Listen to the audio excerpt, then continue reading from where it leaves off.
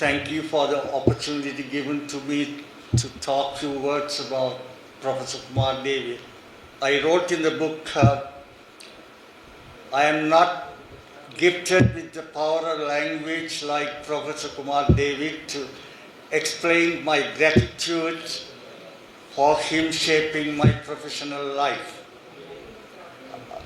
There are two things that comes to my mind when I think of Professor Kumar David. The first time he came into the lecture room in my final year to teach machines, electrical machines. His entry into the room, lecture room, was not of a professor, but like a North Indian cinema actor's entry. In more than one respect, not only his appearance, in a northern cinema world, when the hero appears, he fights the villains who are with all sorts of weapons. He comes empty-handed and fights them and wins it. The same way he entered into the lecture room without any piece of paper and a file, which is a hallmark of most of the lecturers in the engineering faculty. He came and said, "We will review what you have studied in machine last year. The previous year we have studied machines for 1 year. We wrote the exam, passed the exam, and in fact I should have done extremely well because that year I got a first class in the electrical engineering. However, I don't think I understood synchronous and asynchronous machines. It was like what Swami Vivekananda said about what is not education. He said, education is not the amount of information puts in your mind and runs a riot undigested all your life. That's how the machines, which I learned in the third year, still undigested in my mind. So when he said we will revise, go through what we studied in third year, I was very happy. At the end of 1 hour, his thinking, his way of explaining so good, even a fool like me could understand it, and what was not digested for 1 year, in 1 hour it got digested. I understood. That was his power of teaching. Similarly, I have an incident that's the first day, and a similar incident in the last day of as a student of his. I got remembered of that when few weeks or a month ago, the power system failure was made a monkey business by wrong choice of words by the Honorable Minister of Power and Energy, and become a ridicule subject. Grid stability was his favorite subject, what he taught us, Dr. Kumar, Professor Kumar David. And in the last exam, he put out the question. Normally, you get questions in our exam. I don't mean disrespect to any one of my lecturers, but most of the time, if you go through the past papers of Imperial College or King's College and do those sums, sure you will get some of them in our exam.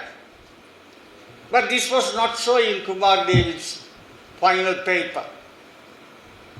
He put a question in the final exam It was 1.5 pages long, the question. That was the very first question in the exam. I looked at it. In 30 minutes you have to answer. It will take a lot of time to even understand going through 1.5 pages. I skipped it. I want to get full marks. I was under severe pressure because I didn't expect to get a first class in the third year, but a lot of people expected me to get a first class in the final year. That pressure was on me. And the previous day I have messed up my paper in communication due to bad news I read in the papers. I was so upset because it was the Tamil International Conference in Jaffna. Police went on havoc. Some of the people I knew ran into trouble. So I had to get full marks, so I was not willing to risk it. So I did all the other questions, but finally I have to get an answer. I wanted a question which has sums, not essay. Then I decided to go back to the first question. It took 20 minutes to understand the question. And it took only 5 minutes to write the answer. Because he wanted to know whether you understand the basic principle of power system stability. It was his own question, not from anywhere else. And you had to understand the principle that in the power systems, frequency related to the balance of real power, voltage is related to the balance of reactive power. He wanted to know whether you understand that one. Okay? And I see one of the CEB statement that was put when there was an imbalance of paper, they talk about voltage. I couldn't understand. Probably they have not, that's a cost is, the cause is because Kumar was not there in the engineering faculty where they studied. And the thing is, I get out of the exam hall. I was the first to get out of the exam hall. I don't know if it's a coincidence or intentional.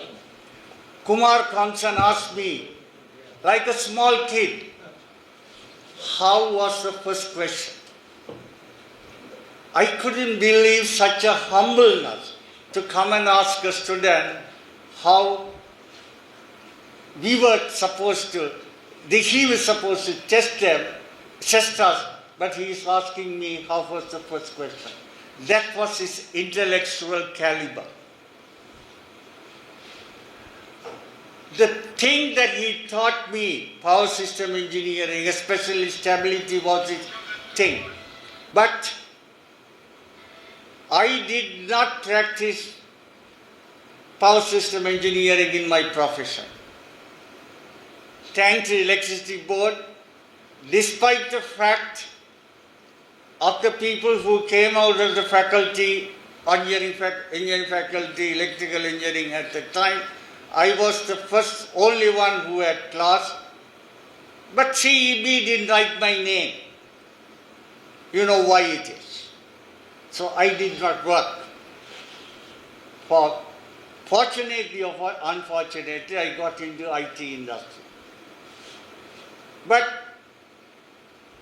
whether what he taught me was useful for me in the profession, if I look at this, what he taught in the power system stability, as a power system stability, then you might say it is not used. But if you abstract it a little more than that, beyond the power system stability, he taught me a lesson. The lesson was, when you develop system or change system, which consists of several components, your challenge is making the system more reliable than the reliability of the individual components.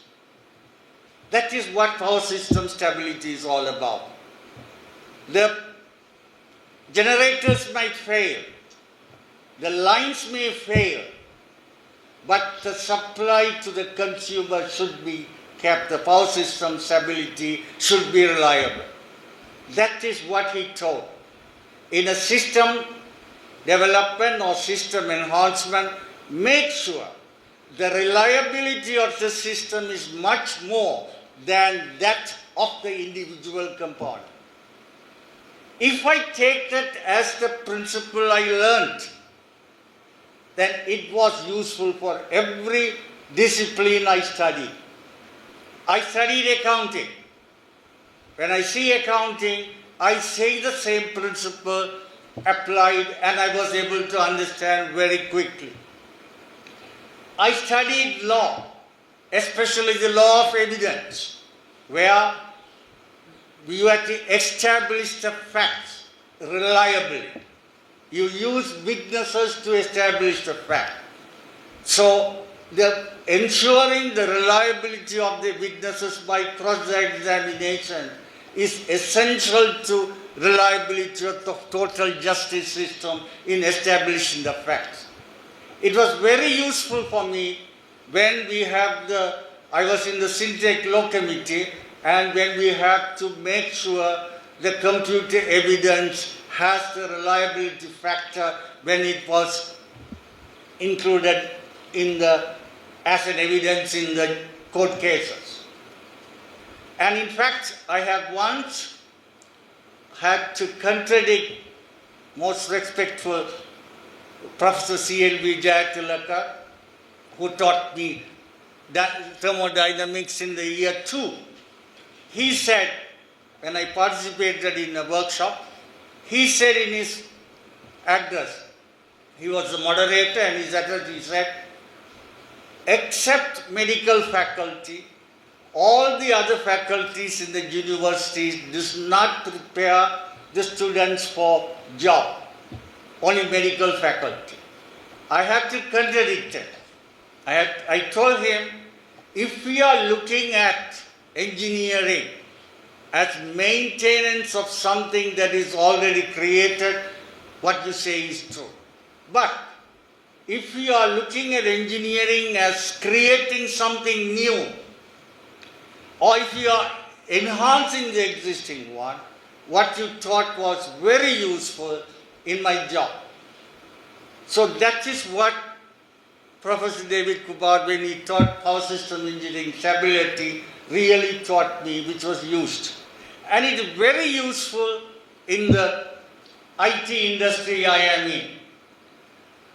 The reliability factor in the IT industry is the worst one, not only in Sri Lanka, throughout the world. And the sad fact is, the reliability factor in other engineering keeps on increasing, but in IT it keeps on decreasing. 50 years ago, when the manufacturer tells this will work like this, like IBM, when if they put up a document and say this is how it will work exactly. Today, when Microsoft or Google put out the document, it won't work that way. Even the components. And if you look at the system altogether, it is still worse. People talk about bond scam losses, runs into billions. But in my 52 years experience in the IT industry, amount of money that is lost in the government sector due to bad IT system procurement is several fold more than the bond scam. They don't work. All right? That, in fact, 3 weeks ago, Deputy Minister of Digital Economics said, in 5 years they will do great wonders. But I told him, I have heard this for the last 20 years. And I see what your Syntec people say. I think it won't change. I don't know, I will live till that long, but if I can tell you, even if I don't long, it will stay in the same way, if not worse. Because the fact that the people in the IT industry do not understand system reliability most important factor, which, thankful to Professor Kumar David, even though in power system engineering, he taught about that, that is applicable, and I strictly follow. And I have the name in the industry. Whatever the system I produce may not be fancy, but it will be reliable, which is the most important factor from an engineering perspective. Now, it also, I was not in politics till about 2018. I got involved in politics to a limited distance. And even in governance system, when we see the governance system, even in the governance system, that principle was very applicable. Even if a rogues like if the proper governance system is in place, even the rogue like, I don't want to mention their names, you know who they are. The system should work. I did a research in the internet, and I found in 1750, a jurist called Montaigne from France, he evolved the system to ensure reliability of the governance system. Unfortunately, most of the people in politics do not follow that one. I am afraid I didn't have contacts with Kumar David. Everybody says the whole cause of this problem in this country of governance is only started in 1978, and that is due to presidential system. But in 1975, what that Montaigne said is followed by only 2 countries in the world, and you can see they are very powerful, powerful people. The largest big country like US, where you can see even the president cannot do lot of bad things. All right? The other country is Switzerland. And he said that system where the components failure will not cause component system. I don't want to go into the details, but that principle was underlined there. So every field I went, what Kumar David taught me in terms of power system engineering principles was very applicable. I had some sort of interaction in politics with Professor Kumar David as well. As Sardaka said, I don't know, I heard the way differently from Winston Churchill. If we are not communist before 20, you don't have a heart. And if you are a communist after 40, you don't have a brain. I can't say that very publicly with Vijay Kumar and Kumar David, but at least the first part, I also was a communist when I was 20, and I had a very interesting or fearful event when in the 1971, when the bomb went off of March Hall and the army walked into the university, I had with me 2 books which I have borrowed from the library. The 2 books were, one was by book titled Guerrilla Warfare by Che Guevara. Other book was titled again Guerrilla Warfare by co-authored by Che Guevara and Mao Zedong. So I was really scared to go and return those books at that time when the army was inside the campus. But I took the books from other people. I took about 10 books. At the lunchtime I go and return, so they will not have the time to look at the books I am returning. So because of that, I used to have discussion with Kumar David on politics. But I used to differ with him. I told him, in Sri Lanka, more than class contradiction, there was a racial contradiction. If you don't solve the racial contradiction, you cannot solve the class contradiction. So, but anyway, at some point in time, he managed to convince me and want me to go to join LSSP. But lack of time, I can't this thing. But for some reason, I did not join LSP. I went and met Hector Vivarna, got the forms and everything. But I wish I had contacts with him so that I would have improved my political knowledge with discussion with Kumar David. I missed that opportunity. But all in all, in summary, the amount of things I learned from him, I do not think I could have done that without him. Thank you for the time.